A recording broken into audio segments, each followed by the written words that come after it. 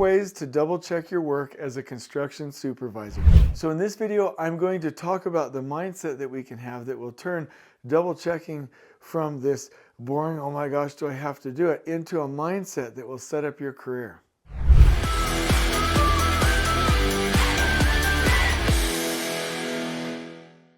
So did you know that double checking doesn't need to be boring? Do you know how it will affect your work and how important it is? And did you know that this habit could really make you the best in your company, like one of the top performers?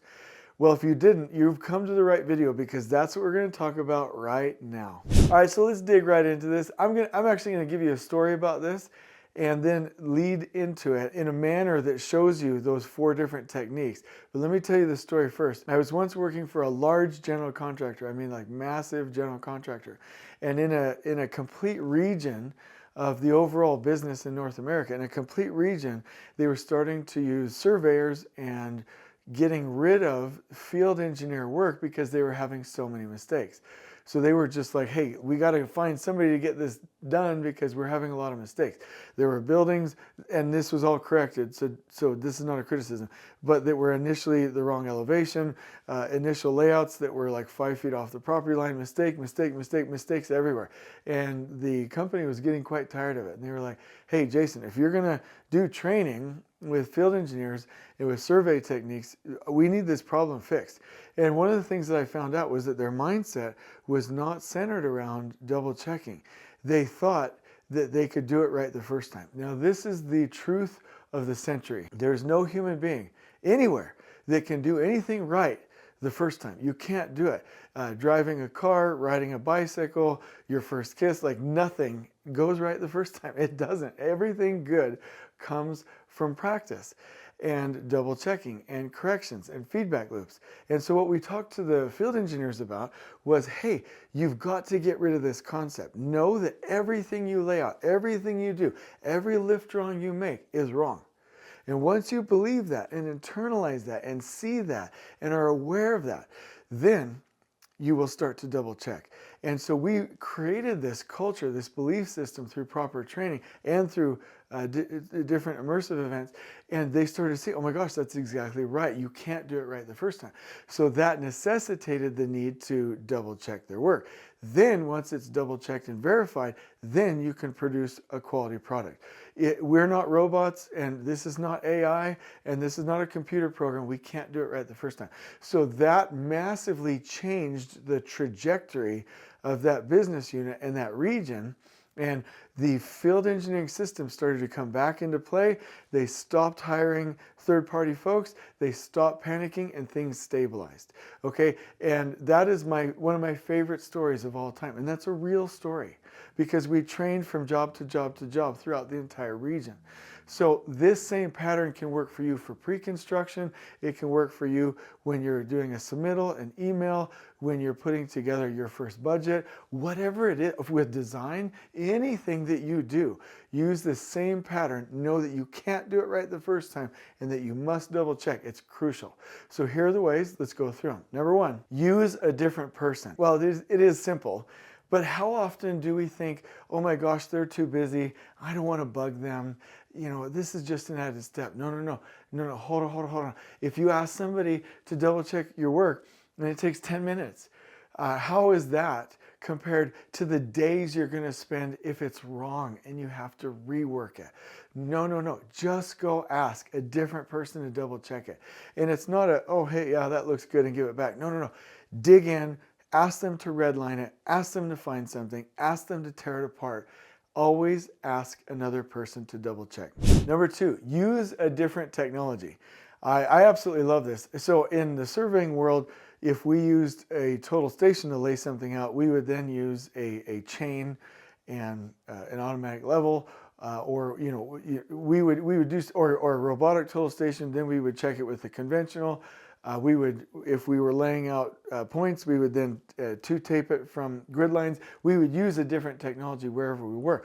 But in other realms, it can be a little bit difficult to conceptualize this, right? So let me just give you a couple of examples. Like if you did your lift drawing in AutoCAD or Revit and you want to double check a spot, you might just go ahead and do some hand sketching and some hand calculations on graph paper. If you want to check a construction schedule, you might literally be like, okay, we used Excel or Intact to model this. Let's go ahead and compare it with a model, a different technology, right? There's a number of different ways that you can do this, but if you want to double check something, always ask, is there any inherent error or possibility of mistakes in the software or the tech that I'm using? And would I want to double check it with a different technology? And this, you're going to have to get creative with it, but this can be used in most of your applications and approaches. Number 3, use a different approach. If you came up with a construction production plan, right, and you have a certain end date, I've seen other people be like, okay, well, let me work this backwards. And let me go ahead and chunk out the different phases and use historicals, and let me see if it matches up, right? Or the other day, actually, we were doing a conceptual estimate with an initial schedule, and the developer that we were working with said, well, hey, tell me how much it is from framing to the completion of the building. We were like, okay, 9.5 months. And then he compared that to other buildings that he had done in the past. So we took one approach, he takes another, right? And so if you want to double check it, use a different approach. Look at it from a different angle. Like even, let me just give you a simple example. Some of our lean engineers and lead lean engineers and project managers at LeanTact and actually Lean Build as well, when they go through and detail out an email or a contract or do anything that is written, they will typically reference ChatGPT, not as a primary, but as a backup to say, hey, am I missing anything? Or even put it into ChatGPT and say, am I missing anything, right? So here's one approach from the human mind, then here's AI. Using them together is a winning formula. And number 4, do not underestimate this. Do a gut check. Now, I'm not talking about feelings. I'm not talking about discussing this with your ego. I'm not talking about emotions. I'm talking about a gut feeling, an intuition isn't just some fluffy magical thing. And actually, there's some pretty interesting books on this. I actually will not give those as a reference because I got this concept from multiple. But they have done studies on the human brain that when the human brain is thinking about something or attempting to problem solve something, that there's activity in a certain portion of your brain, and then the center in your brain that's in charge of communication will be triggered, and the activity will go down to that communication center for about 10 seconds.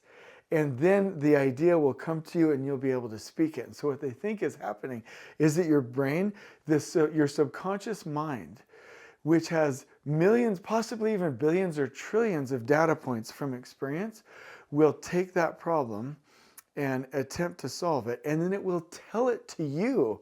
One part of the brain will talk to the other part of your brain and tell you, hey, this is what we came up with.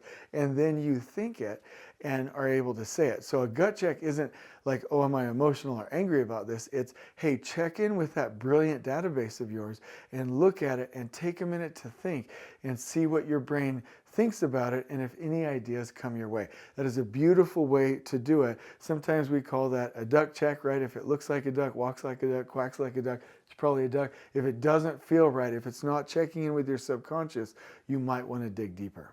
Just like we're doing on these videos, which is why I'm so glad when you are with me that you like and comment and that we dig deep together. I really appreciate it. There's been so many people that have made comments. I'm like, hey, let's transfer this to email and sidebar this because we want to dig deeper on these concepts. So I just love it. So thank you all for liking, subscribing, commenting on these videos. That truly is a double check for me so that we can constantly give you better content. So here's what I want to tell you. The 10th man or 10th woman, the people that dig deep, that double check, that review work, that make sure things are right, that have this habit, are the best people in your organization. And you will start to get promoted faster and faster and recognized because of the quality work that you're doing. So it's absolutely fantastic. So make this your internal culture, which means your belief and your actions. Culture is beliefs and actions. So you believe that it needs to be double checked, and therefore you have a mind to dig deep and redline everything. And so you can use this at pre-con, you can use this in the Fresh Eyes meeting, as you're starting a project, to run the project, as you're finishing it.